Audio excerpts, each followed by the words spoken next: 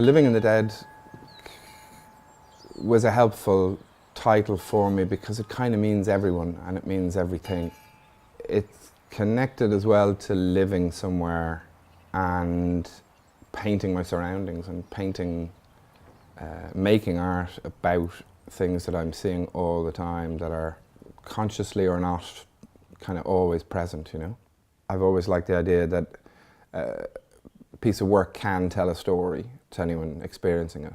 And they can usually, certainly with my work out what came first and what came second and what was readdressed. I don't really paint things out, I just get rid of them enough. That wallpaper and maybe other elements that might be part of the installation, they attempt to be a place that all this stuff has come from.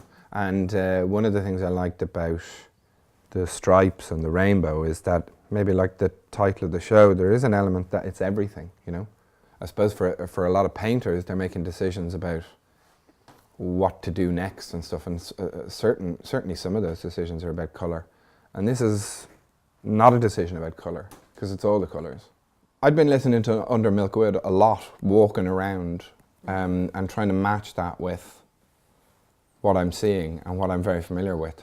And everything kind of becomes a play. You know, there's a painting around the corner that refers to audience members in the foreground and some kind of activity going on in on a kind of stage. And it's not really clearly mapped out, but it just occurred to me that to put some of these characters together, what's the right kind of environment to put them in? And a play seems kind of right.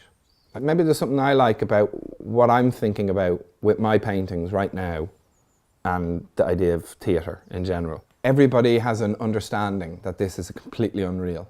Do you know this idea that you can be so involved in something, but when somebody steps out of character, it spoils it? Or I don't go along with that. I think that there's like a constant idea that this is all for show, but it still means something very profound, you know? The bigger idea of doing a show which is about one work as opposed to many. So that idea of doing something that big and ambitious is connected to this show. And I wouldn't probably be doing it if I wasn't showing in that venue, you know?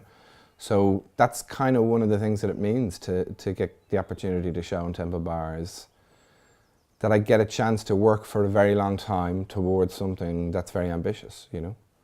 I do like to keep myself amused and interested, and maybe there is a little part of me, if I'm being very honest, that likes the idea of spending a long time considering form, shape, composition, and other more interesting, maybe, elements to the paintings.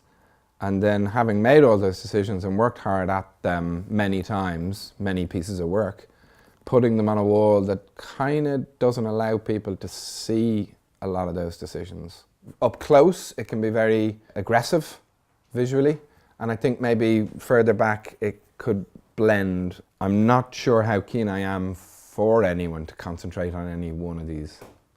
If I manage to execute an idea that I have for a work and nothing else really happens apart from that idea, then that is wrong and has failed in some way.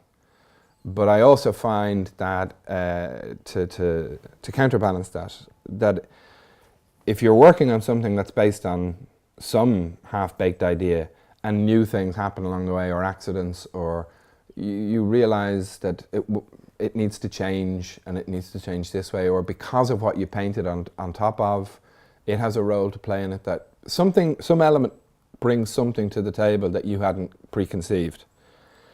That is usually more often than not a sign toward something being exciting. And when something's really exciting and potentially confuses you, different or unplanned, then they're all ingredients, I suppose, in a recipe for how to make something good.